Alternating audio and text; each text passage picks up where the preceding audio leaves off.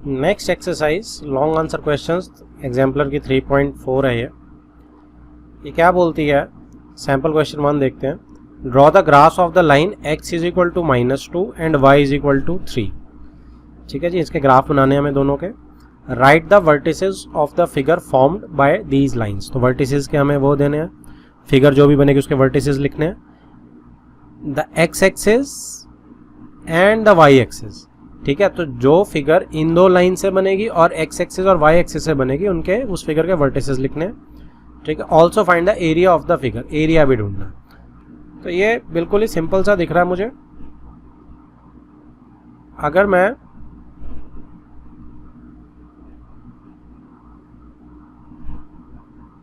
Graph बनाता हूं इसका, ठीक है जी, तो मेरे क्या चीजें आएंगी। पहली जो है that is x is equal to -2।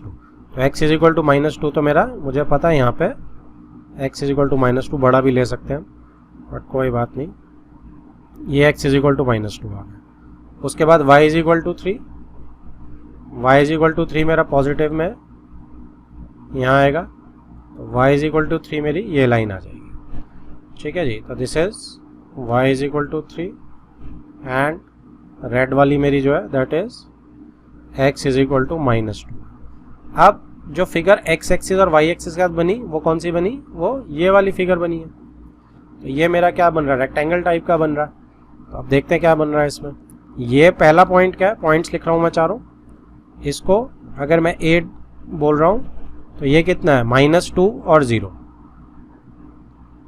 क्योंकि x एक्सिस पे है -2 और 0। बी पॉइंट मेरा ओरिजिन है। ठीक है जी, तो ये क्या आएगा, ये तो मेरा 0 0 ही आएगा। सी पॉइंट मेरा यहाँ पे क्या है, ऊपर ये 3 जा रहा है, x पे 0 हिल रहा है, तो 0 3 हो गया। डी पॉइंट मेरा क्या है जी, इंटरसेक्शन है दोनों की, तो -2 और 3 की इंटरसेक्शन है, तो -2 3। देख सकते हैं लेफ्ट में -2 जा रहा है, ऊपर 3 जा रहा है। तो चारों वर्टिसेस आ गए। अब एरिया कितना रह गया, एरिया कैलकुलेट करना बहुत ही आसान है, क्योंकि -2 से 0 2 यूनिट्स जा रहा है मेरा, आप ऐसे निकाल सकते हो। और हाइट में मेरा 3 यूनिट्स जा रहा है, y मेरा x है, y कोऑर्डिनेट 3 जा रहा है, तो x एक्सिस है, तो 3 आ गया परपेंडिकुलर डिस्टेंस इसका। ठीक है, परपेंडिकुलर डिस्टेंस नहीं, सॉरी, इसका लाइन का डिस्टेंस जो है, लाइन का परपेंडिकुलर डिस्टेंस x एक्सिस है। तो अब कितना हो गया, 2 इंटू 3, एरिया मेरा कितना हो गया जी, area is 2 into 3 6 square units. ऐसे क्वेश्चन हम सिंपली ऐसे कर सकते हैं। Next question, sample question number 2 क्या बोल रहा है जी, डिटरमाइन एल्जेब्रिकली। आपको ये ध्यान रखना है कि अब ग्राफिकली हम कुछ नहीं कर सकते। The vertices of the triangle formed by the lines. आपको वर्टिसेस निकालने हैं ट्राइंगल के। तो ये तो बहुत ईजी है कि देखो क्या होगा, कोई एक लाइन, सिर्फ ग्राफिकली सोचने को बोल रहा हूँ, करना नहीं है। एक लाइन इसकी होगी, एक लाइन इसकी होगी, एक लाइन इसकी होगी। तो अगर ये मेरे पास 3 लाइन जैसे ट्राइंगल बना रही हैं, ठीक है, उसने लिखा है ना vertices of the triangle formed by the lines, तो तीनों लाइन क्या आ रही हैं। अब एक लाइन क्या है, एक लाइन सपोज मेरी ये वाली 5x - y is equal to 5 है। दूसरी लाइन मेरी ये वाली कौन सी है जी, x + 2y is equal to 1 है। तीसरी लाइन मेरी ये वाली कौन सी है जी, 6x + y is equal to 17। अब क्या आप नहीं निकाल सकते, बड़े आराम से निकाल सकते हो आप। कैसे, ये वाला वर्टेक्स जब आपको निकालना है तो आप इन दो लाइंस को सॉल्व करोगे। जैसे ही आप इन दो लाइंस को सॉल्व करोगे आपका ये वाला वर्टेक्स आ जाएगा। ठीक है, जैसे ही आप इस लाइन को सॉल्व करेंगे और इस लाइन को सॉल्व करेंगे तो ये पॉइंट ऑफ इंटरसेक्शन आ गया, तो ये वाला वर्टेक्स आ जाएगा आपका।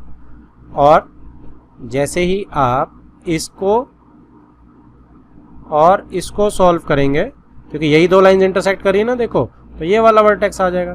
तो ये सिर्फ दिमाग में आपने सोचना है। कहने का मतलब वर्टेक्स 1 कैसे आएगा जी, एक वर्टेक्स आएगा इन दोनों को सॉल्व करके, राइट। एक वर्टेक्स कहाँ से आएगा, ये वर्टेक्स 1 लिख देते हैं सपोज। एक वर्टेक्स कहाँ से आएगा, इन दोनों को सॉल्व करके,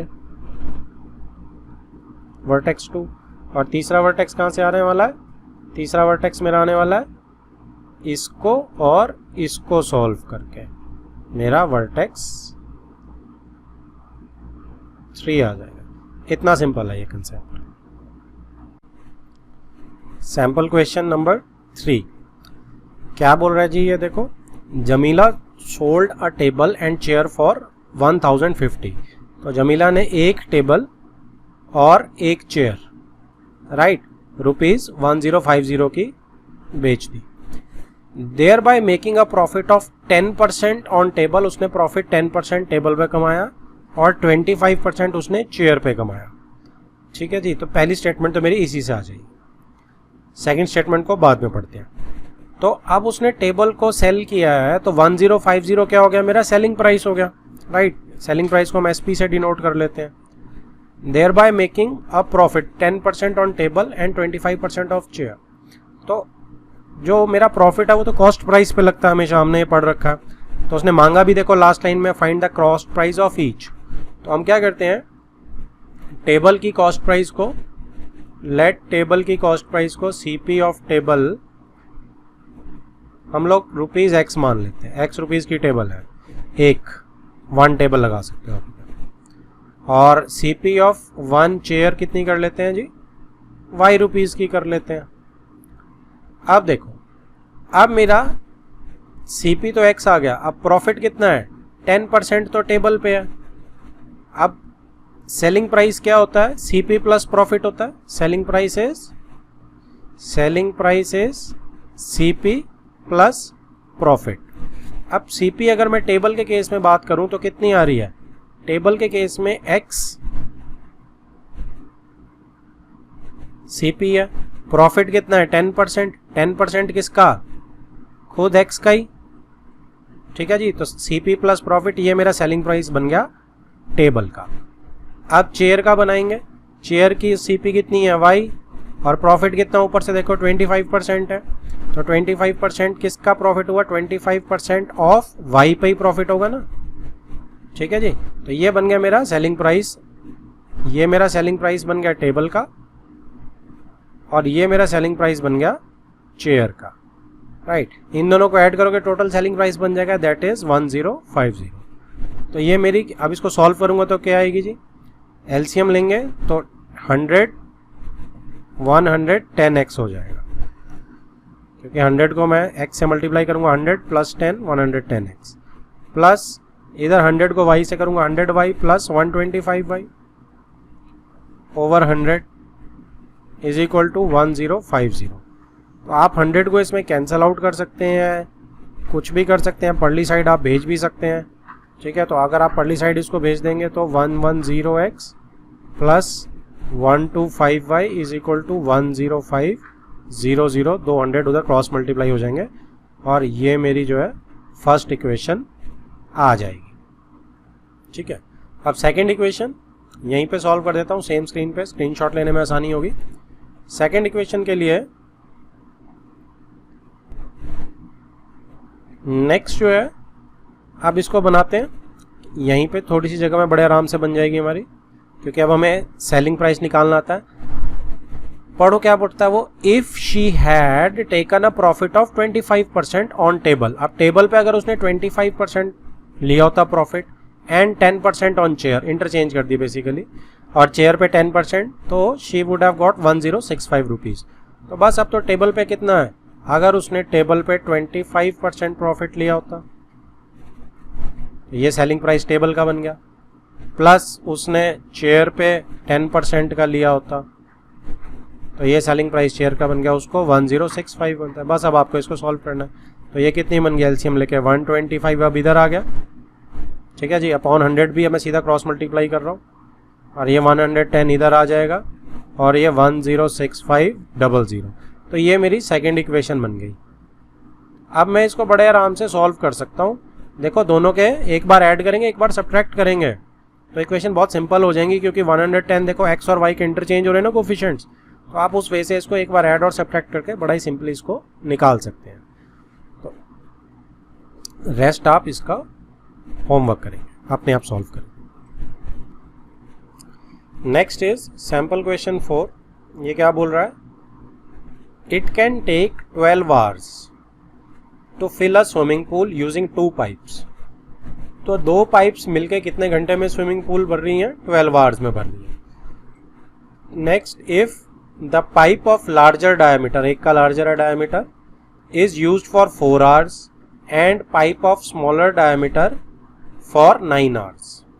तो जो लार्जर डायमीटर की पाइप है उसको हम 4 घंटे के लिए यूज करते हैं अगर, और छोटी वाली को हम 9 आवर्स के लिए यूज करते हैं, only half the pool can be filled, तो आधा पूल ही भरा जा सकता है। How long would it take for each pipe to fill the pool separately, तो कितनी देर लगेगी हर पाइप को अकेले अकेले भरने में? तो इसको हम कैसे कर सकते हैं? एक मेरे पास लार्जर डायमीटर की पाइप है, ठीक है जी, लार्जर डाया की पाइप सपोज मेरे पास ये लार्जर डाया की है, और एक मेरे पास स्मॉलर डाया की है। तो larger dia suppose x hours में पूरा पूल फिल करती है, x आवर्स में it completely fills the pool, और जो स्मॉलर डाया वाली है वो h आवर्स में कंप्लीटली पूल को फिल करती है, ठीक है जी। तो 1 घंटे का काम कितना हो गया इसका? 1/x हो गया। 1 घंटे का काम इज 1/x, इसका 1 घंटे का काम 1/y हो गया।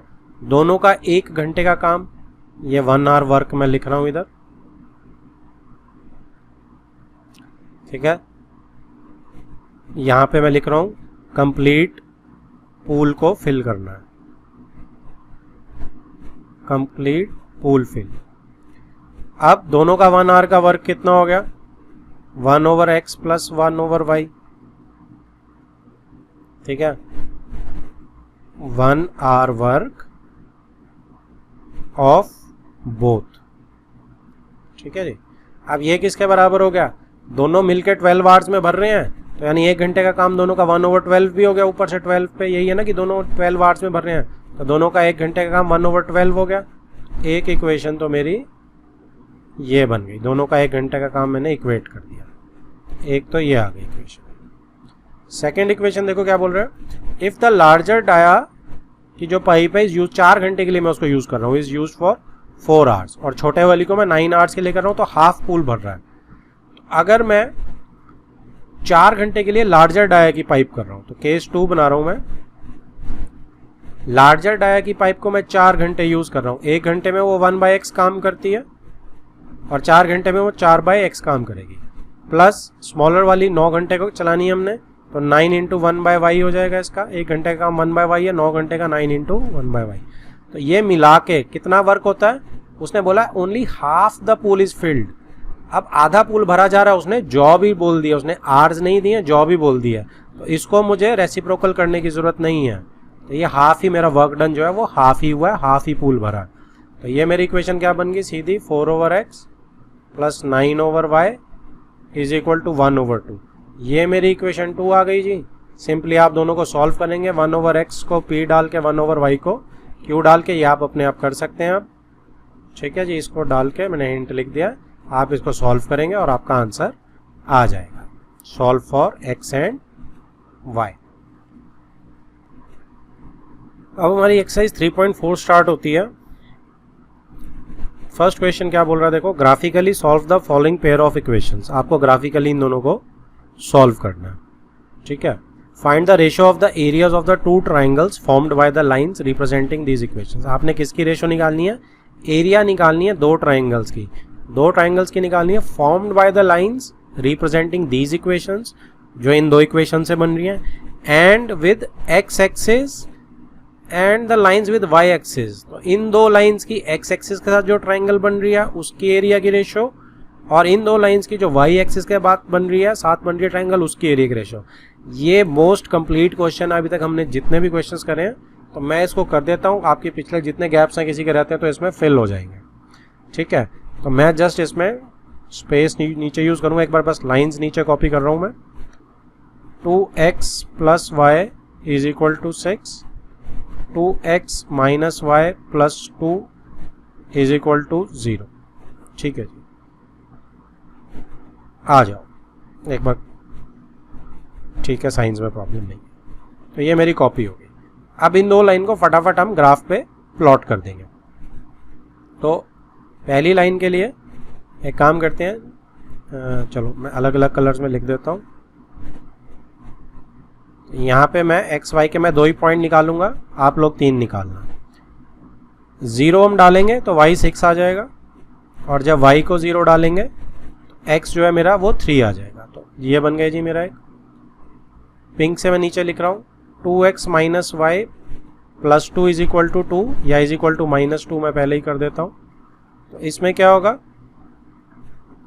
x को 0 डाल रहे हैं तो y मेरा 2 आ रहा है, और y को अगर 0 डाल रहे हैं तो x मेरा -1 आ रहा है। y को 0 डाल रहे हैं तो x मेरा -1 आ रहा है। ठीक है, अब इसमें क्या होगा, अब इसके अंदर तो इसके ग्राफ्स जैसे ही मैं बनाऊंगा, ग्राफ्स मेरे क्या बन के आएंगे देखो।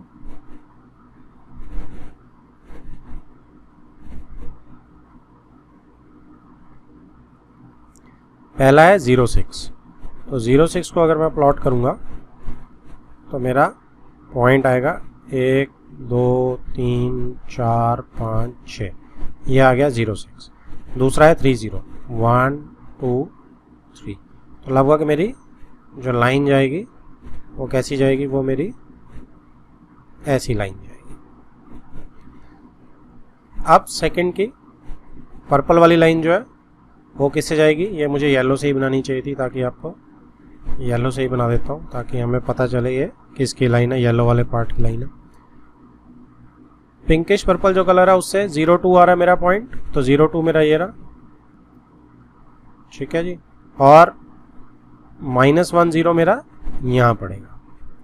तो यहाँ जब मैं बनाऊंगा तो लाइन क्या बनने वाली है मेरी ऑलमोस्ट ऐसी कुछ लाइन बनने। तो इसमें अब मेरे को देखो मेरी बन चुकी हैं सारी। अब वर्टिसेस निकाल लेते हैं फटाफट दोनों को। अब मैं एग्जैक्ट मेरा यहाँ से पता नहीं चल रहा वर्टेक्स कौन सा आ रहा है दोनों का, तो मैं एल्जेब्रिकली निकालूंगा, दोनों को सॉल्व करके निकाल लेता हूँ।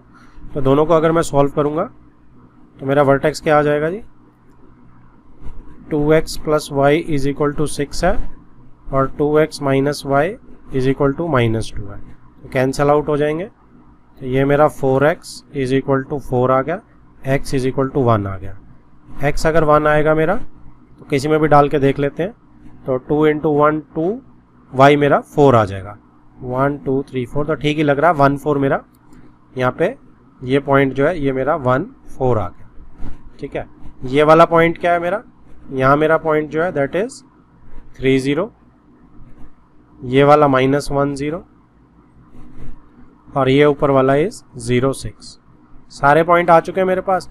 अब उसने क्या बोला था कि मुझे रेशो निकालनी है, राइट उसने बोला था मुझे रेशो निकालनी है किसकी, पहले x एक्सिस के साथ फिर y एक्सिस के साथ वाली ट्राइंगल की। तो x एक्सिस के साथ जो ट्राइंगल बन रही है वो कौन सी ट्राइंगल बन रही है, वो मेरी ये जो मैं ग्रीन से ड्रॉप डाउन कर रहा हूँ ये वाली बन रही है, राइट। इसमें देखो 1 पे जाएगा ये, ठीक है, थोड़ा सा 1 हमारा टेढ़ा है, तो ये मेरी जो है 4 यूनिट्स का हो जाएगा इसका, x एक्सिस के साथ जो ट्राइंगल बन रही है इसका 4 यूनिट्स मेरा इसका हाइपोटेन्यूज वो आ गया, सॉरी परपेंडिकुलर।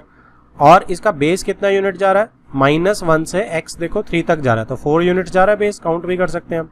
तो इसका x एक्सिस के साथ जो मेरा ट्राइंगल का एरिया बन रहा है वो कितना बन रहा है, ग्रीन में लिख रहा हूं मैं, that is half area triangle 1 कह देते हैं, इसे x डाल देते हैं, x के साथ है मतलब half into base into height upon. अब जो दूसरा जा रहा है वो हम किसके साथ लेते हैं, किसी और कलर के साथ, रेड के साथ ले लेते हैं। तो यहाँ पे मेरा जो y जो है देखो कहाँ से कहाँ जा रहा है, ये वाला पॉइंट जो है मैं एक और लिखना भूल गया हूँ, ये 0,2 पॉइंट है, 0,2, ठीक है जी, इन दो लाइंस का। तो 2 से लेके 6 तक फिर जा रहा है y देखो, तो 4 है बेस तो, और यहाँ से मेरा 1 4 से जो आ रहा है, जो ड्रॉप डाउन 4 पे कर रहा है उसकी कितनी है, अब x एक्सिस की परपेंडिकुलर डिस्टेंस जो y एक्सिस से ले रहा है ये पॉइंट, परपेंडिकुलर डिस्टेंस वो 1 यूनिट है सिर्फ, है ना। तो उसमें कितना आ जाएगा मेरा एरिया, हाफ, नीचे एरिया जो y एक्सिस के साथ बन रहा है ट्राइंगल उसका हाफ, बेस 4 है, हाँ ये निशान से नहीं आ रहा तो मैं इसको ओवरराइट ना करके नीचे यहाँ लिख रहा हूँ, 4 दोबारा लिख रहा हूँ मैं, इंटू 1, ठीक है जी। तो हाफ अब कैंसल आउट हाफ से हो रहा है, 4 कैंसल आउट 1 से हो रहा है, तो मेरा दोनों ट्राइंगल की रेशो क्या आ रही है, 4/1, यानी 4:1 मेरा आंसर आ रहा है।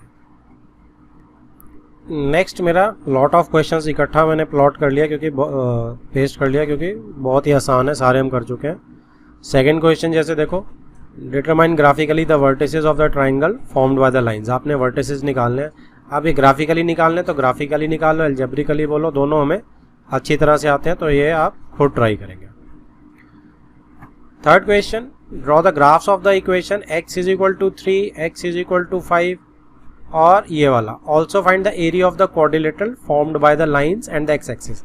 इसको मैं करना चाहूँगा, ये मेरा गलती से हो गया, तो मैं नीचे वाले को क्या करता हूँ, डिलीट करके नीचे की तरफ कर देता हूँ, या बाद में कॉपी कर लेंगे, कोई प्रॉब्लम नहीं है इसमें, इसको हम बाद में कर लेंगे। चलो जी, जगह आ गई है मेरे पास। तो इसमें देखो, इसमें क्योंकि एरिया ऑफ क्वाड्रिलेटरल है, जस्ट इसीलिए मैंने बीच में इसको छोड़ दिया कि इसमें मैं स्पेस भी थोड़ी सी बना ही लेता हूँ। तो 2x माइनस वाई माइनस 4 को इज इक्वल टू 4 पहले ही कर देता हूँ।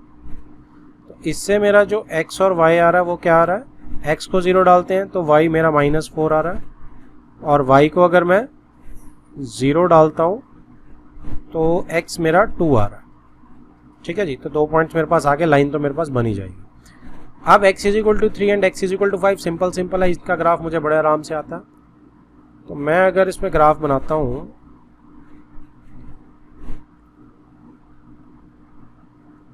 तो x इज इक्वल टू 3, ठीक है जी, थोड़े से बड़े प्लॉट कर लेंगे हमारे पास क्योंकि ज़्यादा आगे तक नहीं जाना हमने, x इज इक्वल टू 5 तक जाना है। तो 1 2 3 4 5, ठीक है।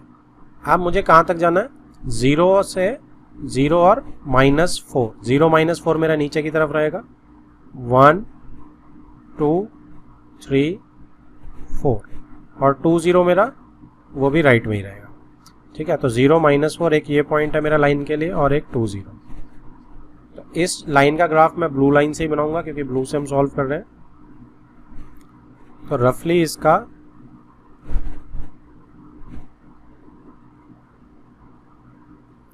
वेट करो,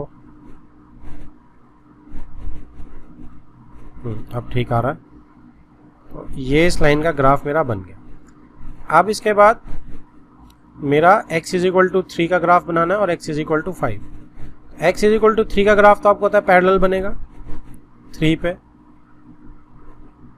तो ये मेरा x इज इक्वल टू 3 पे ग्राफ बन गया। x इज इक्वल टू 5 का ग्राफ बना लेते हैं। x इज इक्वल टू 5 का ग्राफ है जो मेरा, वो मेरा लगभग यहाँ बनेगा 5 पे, ठीक है। तो मुझे ब्लू वाली लाइन थोड़ी सी एक्सटेंड करनी पड़ेगी अपनी, तो मैं इसको जस्ट ऐसे ही एक्सटेंड कर रहा हूँ। तो ये मेरा ग्राफ यहाँ पे मिल रहा है सपोज, ठीक है जी, यहाँ मिल रहा है।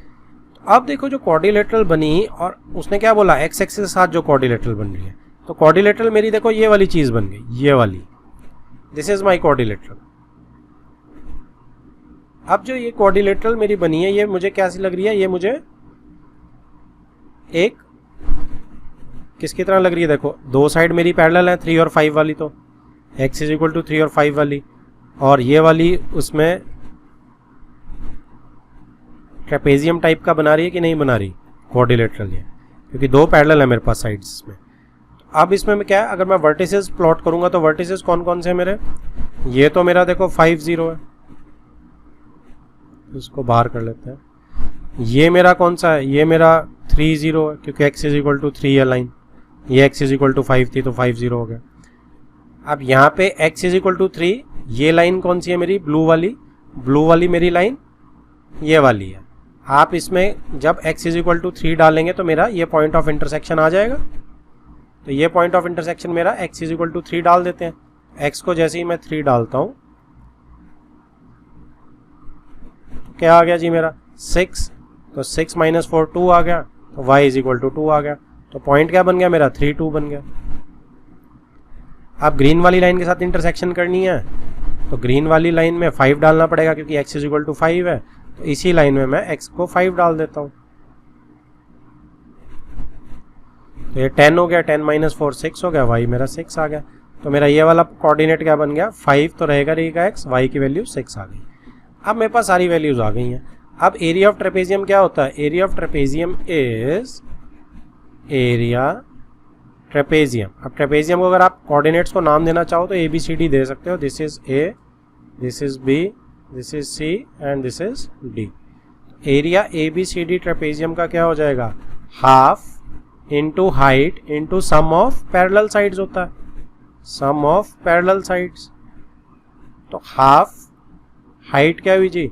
हाइट मेरी अब AB हो गई, क्योंकि AB परपेंडिकुलर दो पैरेलल लाइन के बीच का डिस्टेंस है। और सम ऑफ पैरेलल साइड्स में क्या लूंगा? पैरेलल साइड्स मेरी AD है और BC है, इन दोनों का सम कर दूंगा। तो बेसिकली क्या बन गया? AB मेरी कितनी होगी? 3 से 5 2 यूनिट्स, देख सकते हैं आप 3 से 5 की मूवमेंट है, 2 यूनिट्स की मूवमेंट है। और AD की कितनी मूवमेंट है मेरी? 0 से 2, y की मूवमेंट x तो सेम है, तो 2 यूनिट्स की मूवमेंट हो गई। और यहाँ पे BC की मूवमेंट देखो, y एक्सिस की, y कोऑर्डिनेट की 0 से 6 हो रही है, तो 6 यूनिट्स की मूवमेंट हो गई। तो यहाँ पे मेरा 2 + 6 आ गया। तो अब ये 2 से कैंसिल आउट हो गया, 6 + 2 8, तो 8 स्क्वायर यूनिट्स मेरा क्वाड्रिलेटरल का एरिया आ गया, जो मेरी गिवन कंडीशंस को फुलफिल करता है। Okay, next is question number 4 और 5 दोनों इकट्ठे हैं, आसान से हैं। 4 देखो कैसा है। The cost of 4 pens and 4 pencil boxes, एक जगह पेन्स यूज कर रहा है, एक जगह पेंसिल बॉक्सेज बोल रहा है, ठीक है, is ₹100। 3 times the cost of a pen, 3 times the cost of a pen is ₹15 more than the cost of pencil box। दूसरी इक्वेशन के लिए बना दी उसने। Form the pair of linear equations from the above situation, find the cost of a pen and a pencil box। तो अगर एक pen की हम x ले लेते हैं कॉस्ट और एक पेंसिल बॉक्स की हम y ले लेते हैं, तो 4th क्वेश्चन में मेरे क्या बन जाएगा जी? 4 पेन्स की 4x कॉस्ट हो जाएगी पहली इक्वेशन, और 4 पेंसिल बॉक्सेस की 4y हो जाएगी। दोनों को मिला के मेरे ₹100 का बिल आ रहा है। तो यहाँ से इसे x + y 4 से डिवाइड कर दो, 25। ये मेरी पहली इक्वेशन सिंपल सी आ गई। सेकंड क्या बोल रहा है वो? केस 2 में अगर वो बोल रहा है तो is saying 3 times cost of a pen, तो 3 times cost of a pen is 15 more than the cost of pencil box। तो पेंसिल बॉक्स से ज़्यादा है उसकी, ₹15 ज़्यादा कॉस्ट है उसकी पेंसिल बॉक्स से। तो पेंसिल बॉक्स को मैं माइनस कर देता हूँ, बड़ा माइनस छोटा इज इक्वल टू 15। तो ये मेरी दूसरी इक्वेशन आ गई। दोनों को सॉल्व करेंगे और आपका आंसर आपको मिल जाएगा। Solve for x and y। Question number 5, question number 5 जो है बहुत ही सिंपल है। डिटरमाइन एल्जेब्रिकली, अब उसने ग्राफिकली मना किया, आपको algebraically the vertices of the triangle. तो अब ये बार बार नहीं करेंगे, हम देख चुके हैं। इन दो को सॉल्व करोगे एक वर्टेक्स, इन दो को सॉल्व करोगे दूसरा वर्टेक्स, और इन दो को सॉल्व करोगे तो तीसरा वर्टेक्स आराम से आ जाएगा। तो ये भी आपका होमवर्क है। नेक्स्ट क्वेश्चन, क्वेश्चन नंबर 6 क्या बोलता है जी? ये Ankita travels 14 kilometre to her home partly by rickshaw and partly by bus. तो ये क्वेश्चन ऐसा हमारा एनसीईआरटी में ऑलरेडी है ना। तो 14 किलोमीटर्स की मेरे पास एक उसकी ट्रैवल है, ए से बी जा रही है सपोज, टोटल मेरा 14 किलोमीटर्स है। अब क्या होगा जी? पार्टली बाय रिक्शा जा रही है और पार्टली बाय बस जा रही है। शी टेक्स है half an hour if she travels 2 kilometre by rickshaw. तो 2 किलोमीटर अगर वो रिक्शा से जा रही है, सपोज यहाँ वो 2 किलोमीटर रिक्शा से जा रही है, तो केस 1 ऊपर बना लेते हैं कि 2 किलोमीटर वो रिक्शा से जा रही है, 2 किलोमीटर्स, ठीक है जी। रिक्शा, ठीक है, रिक्शा की स्पीड को हम r मान लेते हैं, r किलोमीटर पर आवर, ठीक है। और दूसरा जो जा रही है वो पार्टली बाय बस, कितने किलोमीटर बच गए अब यहाँ पे बच गए हमारे 12 किलोमीटर। तो बस से जा रही है, बस की स्पीड हम 20 किलोमीटर पर आवर मान लेते हैं, ठीक है जी। ऑन द अदर हैंड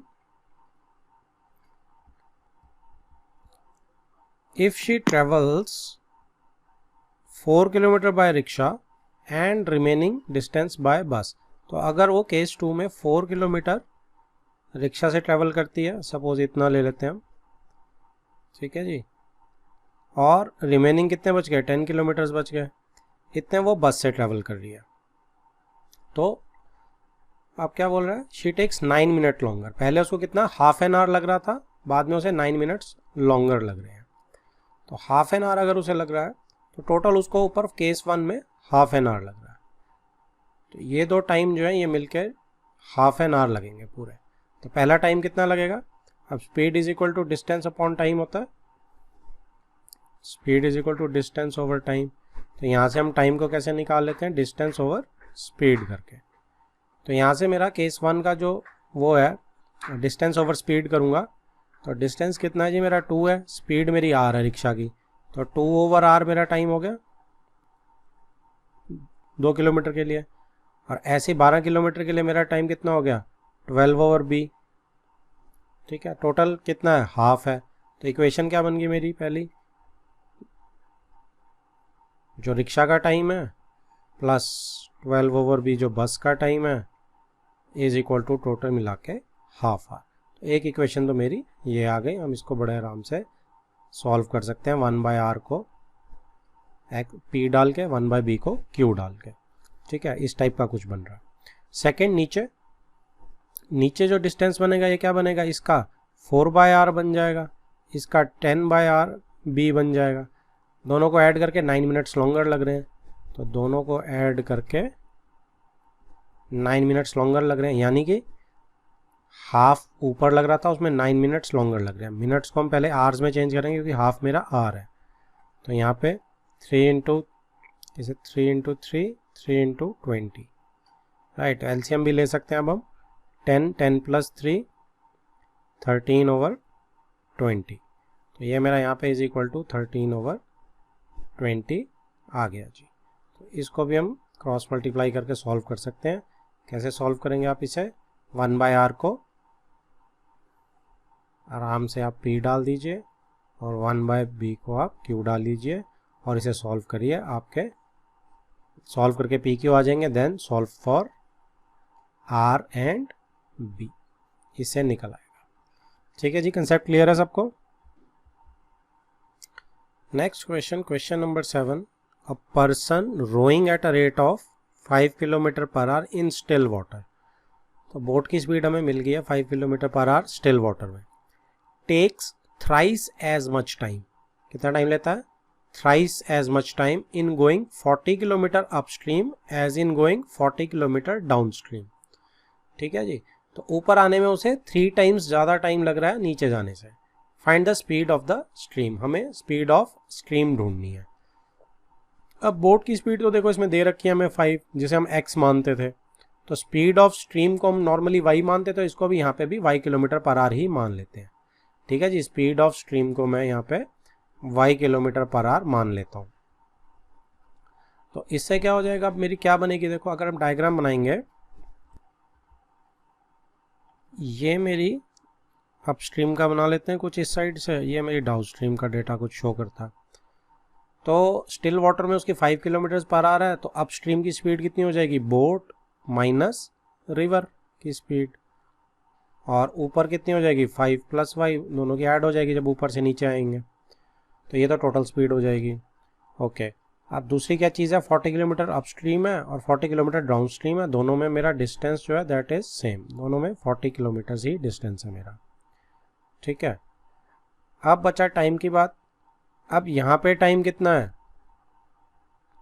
दोनों का टाइम में उसने में दे रखा है ना, इक्वेशन क्या है, टाइम की थ्राइस, कि टी जो मेरा अप जाने का टाइम है वो 3 टाइम्स है टी डाउन जाने से। तो एक इक्वेशन तो मेरे को यहीं मिल गई, और दूसरी इक्वेशन मुझे कहाँ से मिल जाएगी, यहाँ से मिल जाएगी। टाइम अप कितना होगा, टाइम अप मैं यहाँ से निकाल सकता हूँ, डिस्टेंस ओवर स्पीड, तो डिस्टेंस मेरी 40 है, ओवर स्पीड मेरा 5 प्लस y है।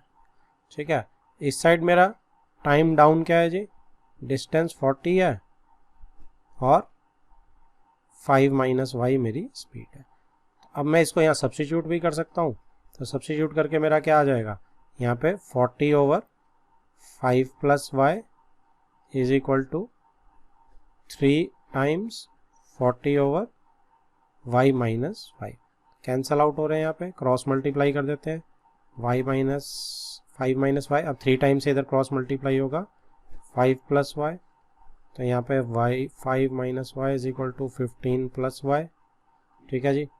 2y, इधर माइनस 2y आ रहा है और उधर करता हूँ तो 10 आ रहा है, तो y जो आ रहा है माइनस में आ रहा है, तो मुझे अब इसका देखना पड़ेगा कि कहाँ पे मैंने थोड़ी सी गलती करी है, क्योंकि माइनस में मेरी स्पीड नहीं आ सकती स्ट्रीम की।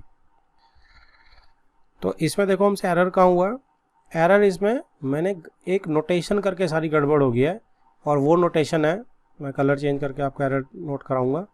ये देखो ये u, हम ये डाउन स्ट्रीम का केस ले रहे हैं, तो ये टी डी है बेसिकली, और यहाँ पे हम टी डी लगा रहे हैं, देखो ऊपर जाने का केस है, तो ये टी यू है बेसिकली। तो इसकी वजह से क्या हुआ कि मेरी ये दोनों चेंज हो जाएंगी, यहाँ पे मेरा 5 माइनस वाई आ जाएगा क्योंकि ये अप स्ट्रीम का है, और ये डाउन स्ट्रीम का है, तो यहाँ पे 5 प्लस वाई आ जाएगा, ठीक है जी। तो यहाँ से अब क्रॉस मल्टीप्लाई जो होगा वो 5 प्लस वाई हो जाएगा, और यहाँ पे 5 माइनस वाई हो जाएगा। तो अब क्या होगा आपका, यहाँ पे 5 प्लस वाई आ जाएगा, और यहाँ 15 माइनस एक छोटी सी गलती और है एडिशनल, 3 इंटू वाई मैंने डिस्ट्रीब्यूट नहीं करा, यहाँ पे 3 वाई आएगा, 3 इंटू 5 भी डिस्ट्रीब्यूट होगा।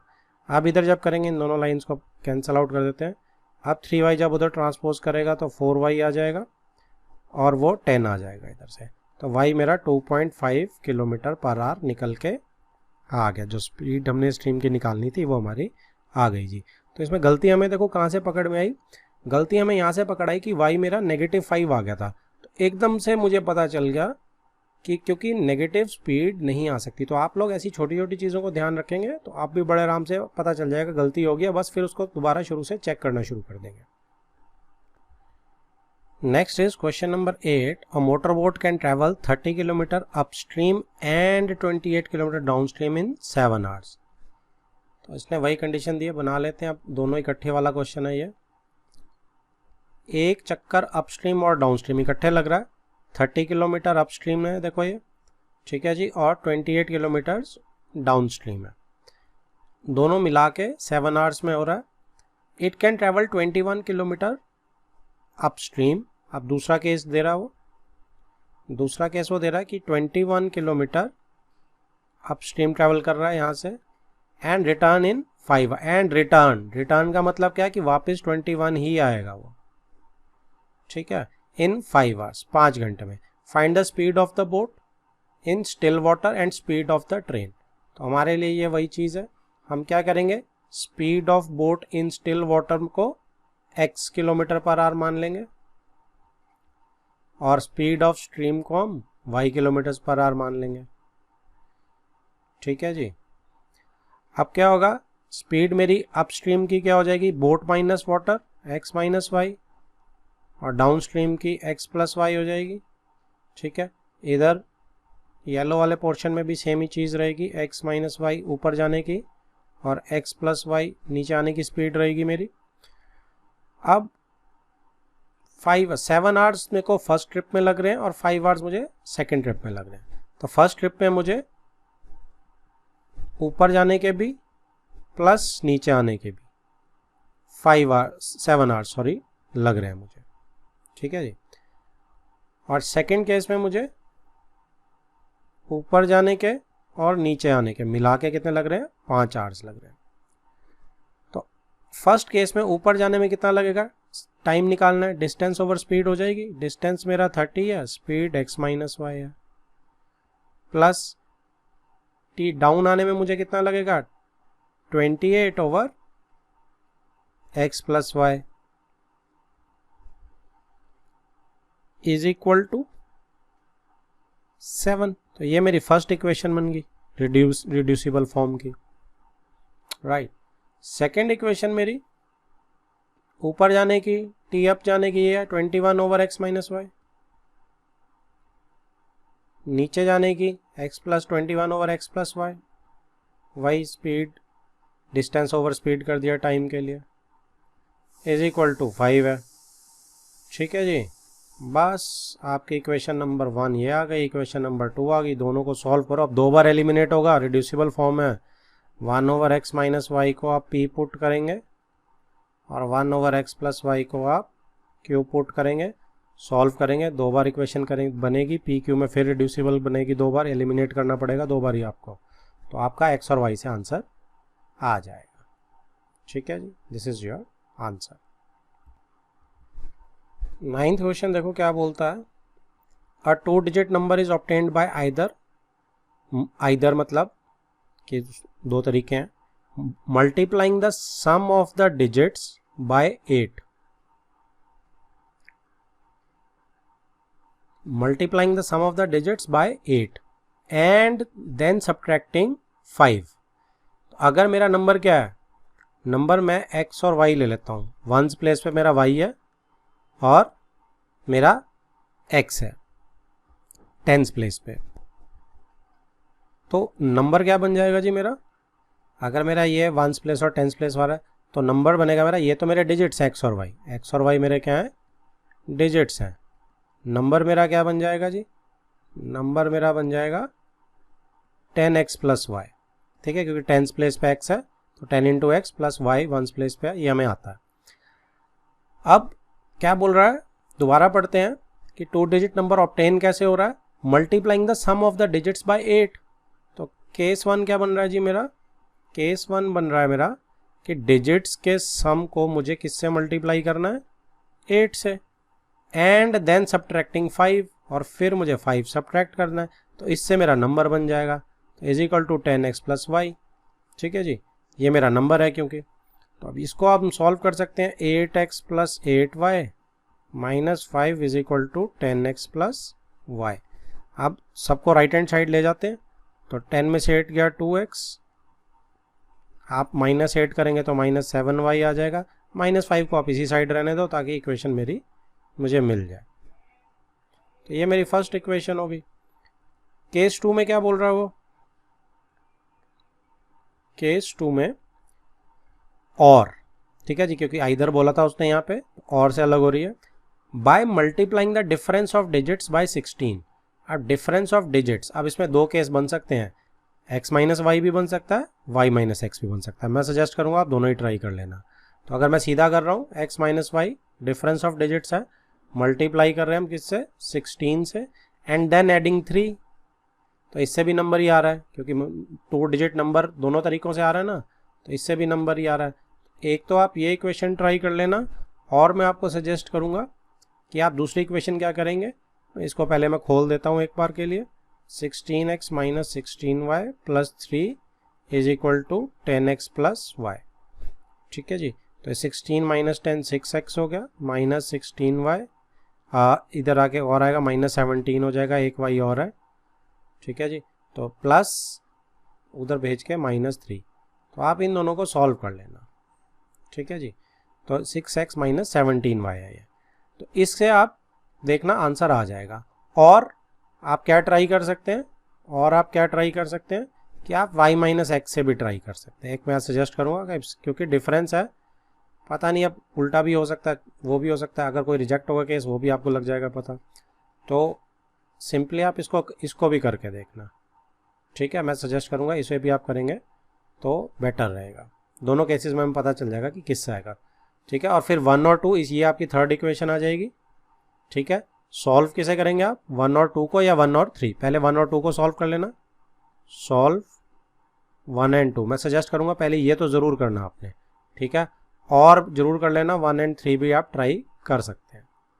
ठीक है, उससे आपका ये आ जाएगा, x और y आ जाएगा, फिर नंबर निकालना आपको। ठीक है, लास्ट में करने के बाद नंबर निकालना, x और y इसमें पुट करना है। ठीक है जी, तो फाइनल आपका नंबर इससे आ जाएगा। अगला क्वेश्चन नंबर 10, अ रेलवे हाफ टिकट, एक रेलवे की जो हाफ टिकट है, cost half the full fair. तो ये तो सीधी सी बात ही बोल रहा है, हाफ टिकट जो है वो फुल फेयर की आधी ही होगी। ठीक है, इसमें कोई नई चीज़ नहीं है, ये बिल्कुल लॉजिकल सी चीज़ बोल रही है कि एक रेलवे की हाफ टिकट जो है उसकी कॉस्ट कितनी है, फुल फेयर की आधी है।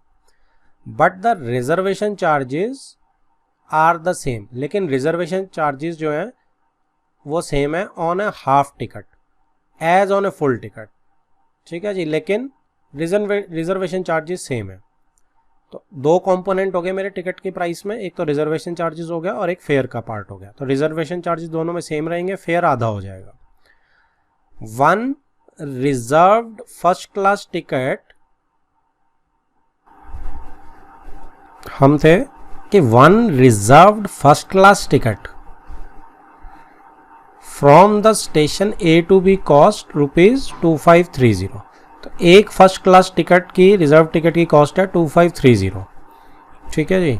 Also one reserve first class ticket and one reserve first class half ticket, यानी कि 1.5 टिकट की, एक फुल टिकट और एक हाफ टिकट की कॉस्ट जो है ऐसे भी वो है 3810 rupees. Find the full first class fare from station A to B and also reservation charges for the ticket. तो दोनों वही मांग लिए, जो इसमें कॉम्पोनेंट्स हैं वही इसने मांगे हैं। तो अगर तो जो हमारा रिजर्वेशन चार्जेस है, ठीक है, इस रिजर्वेशन चार्जेस को मैं x रुपीज़ मान लेता हूँ, ठीक है, ₹x मेरे रिजर्वेशन चार्जेस हैं। अब क्या होगा, नेक्स्ट इज मैं फर्स्ट क्लास फेयर, जो फेयर है, फेयर को मैं y मान लेता हूँ। फेयर को मैं क्या मान रहा हूँ, ₹y, राइट। तो अब क्या होगा कि पहली टिकट क्या थी, वन फुल टिकट। तो केस वन फुल टिकट का कितना प्राइस पड़ेगा, ये पड़ रहा जी ₹2530। तो यानी कि एक तो इसमें फुल फेयर, एक तो रिजर्वेशन चार्जेस है इसका कंपोनेंट, एक कंपोनेंट इसका क्या है जी, एक कंपोनेंट इसका y है, y है इसका कंपोनेंट, फेयर वाला पार्ट, ये रिजर्वेशन चार्जेस हैं x, और y मेरा फुल फेयर है, फेयर वाला पार्ट है, इज इक्वल टू कितना है 2530। तो ये मेरा यहाँ से ए से बी जाने का, ये मेरी फुल टिकट की कॉस्ट होगी। तो ये मेरा पहली इक्वेशन बन गई। केस 2 जब मैं बनाऊंगा तो केस 2 मेरा क्या बनेगा, केस 2 मेरा क्या था जी, एक तो फुल टिकट थी, one reserve first class ticket and one reserve first class half ticket. एक फुल टिकट थी और एक हाफ टिकट थी, यानी कि 1.5 टिकट थी, यानी कि वन फुल टिकट है प्लस हाफ, एक हाफ टिकट है, राइट। तो अब फुल टिकट में क्या होगा, फुल टिकट का तो मुझे पता है x प्लस वाई होगा, ठीक है।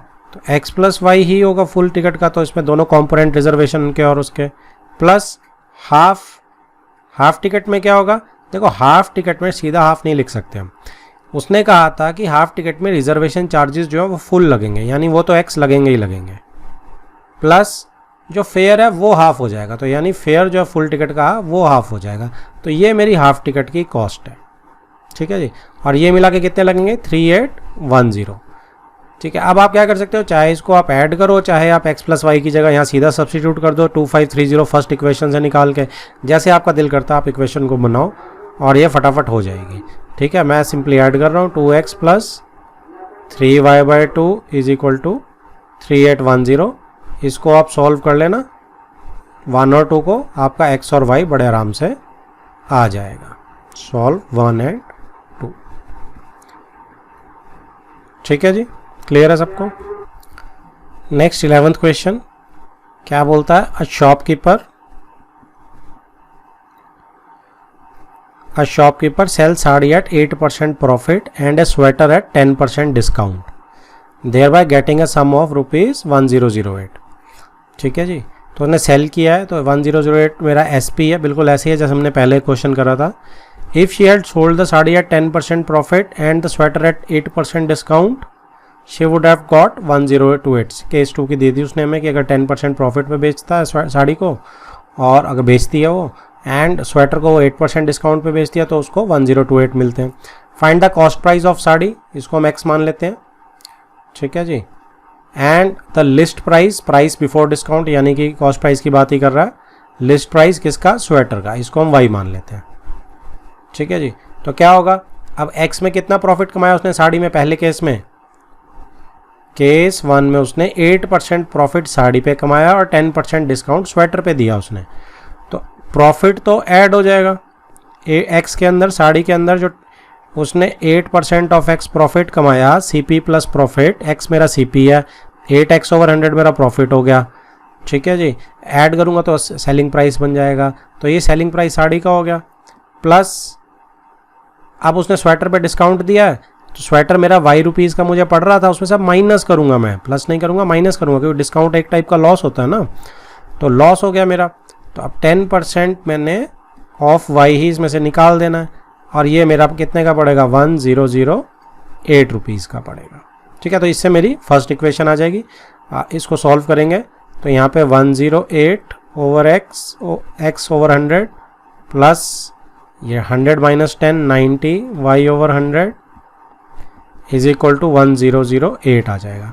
तो 100 को आप उधर भेज सकते हैं क्योंकि एलसीएम सेम है मेरा, तो 100800 टाइप का ये आ जाएगा।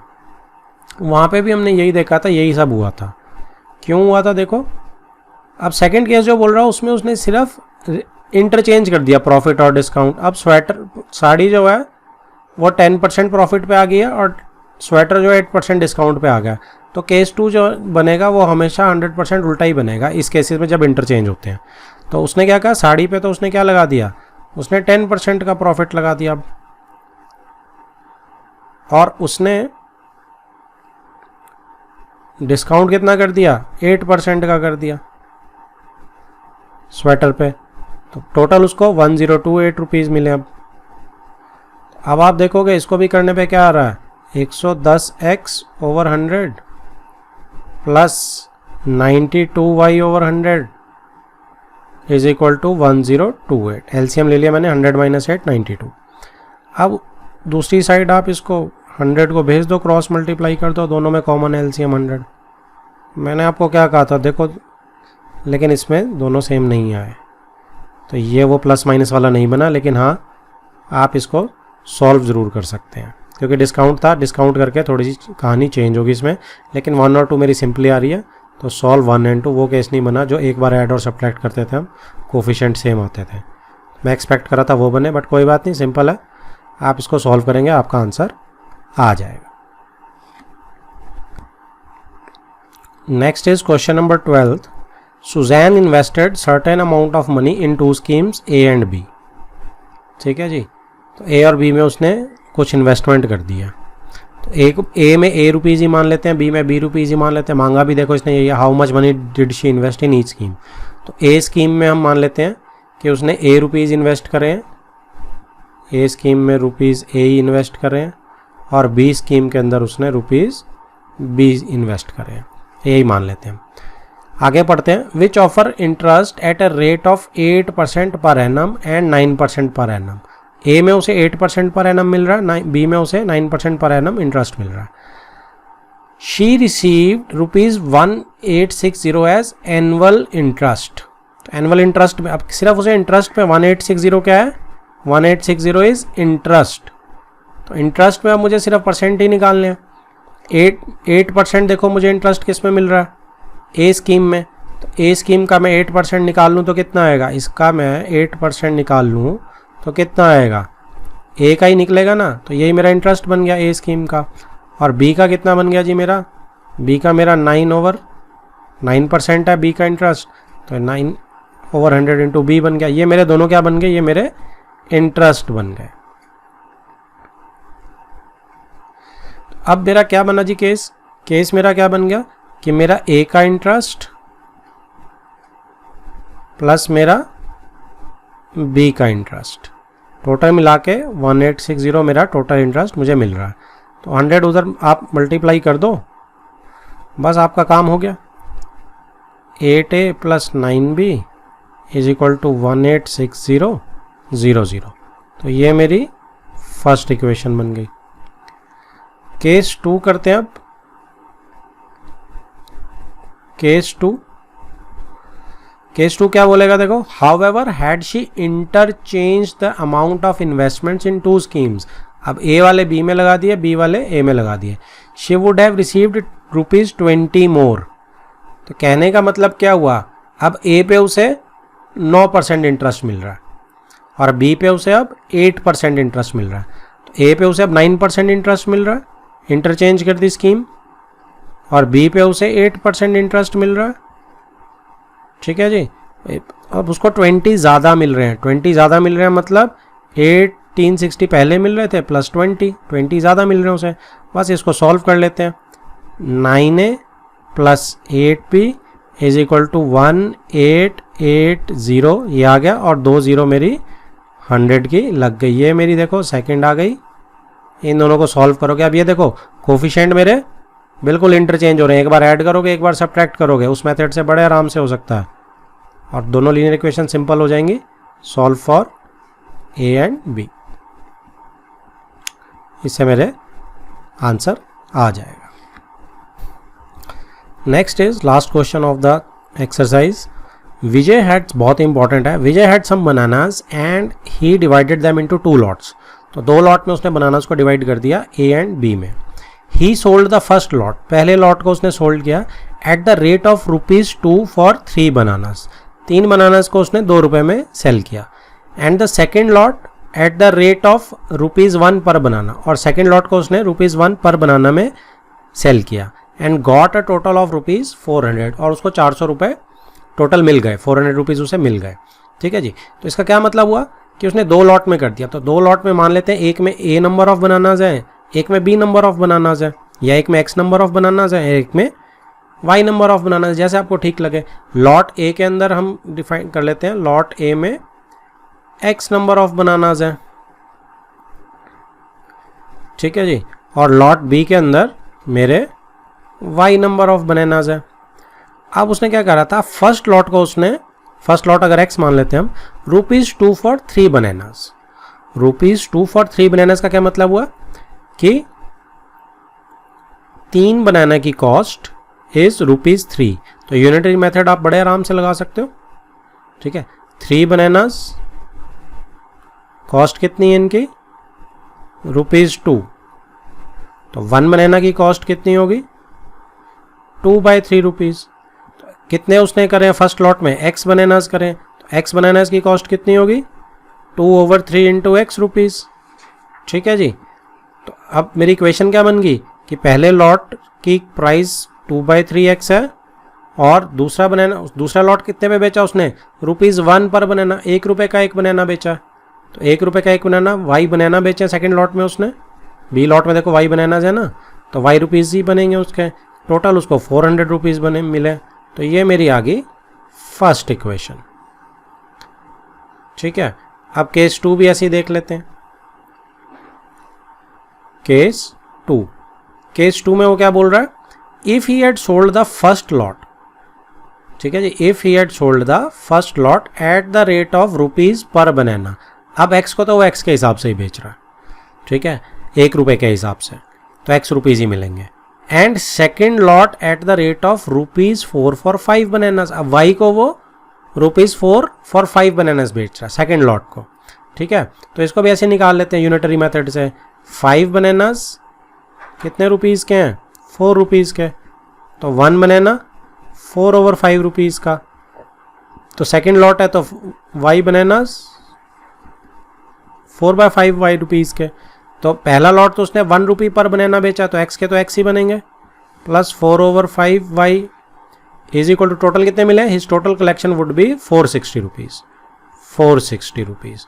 तो इससे मेरा सेकेंड इक्वेशन आ गई। तो अब आप इन दोनों को सॉल्व करो, आपके एक्स और वाई दोनों के कितने, find the total number of bananas. तो टोटल नंबर ऑफ बनानास कितने होंगे आपके, एक्स प्लस वाई निकाल लेना आप एंड में। ठीक है जी, सॉल्व 1 और 2। ठीक है, एंड आंसर क्या आ जाएगा आपका, एक्स और वाई फाइंड कर लेना आप। एक्स प्लस वाई करोगे तो टोटल नंबर ऑफ बनानास उसके पास जो है वो भी आ जाएंगे। एक्स प्लस वाई निकालना आपने।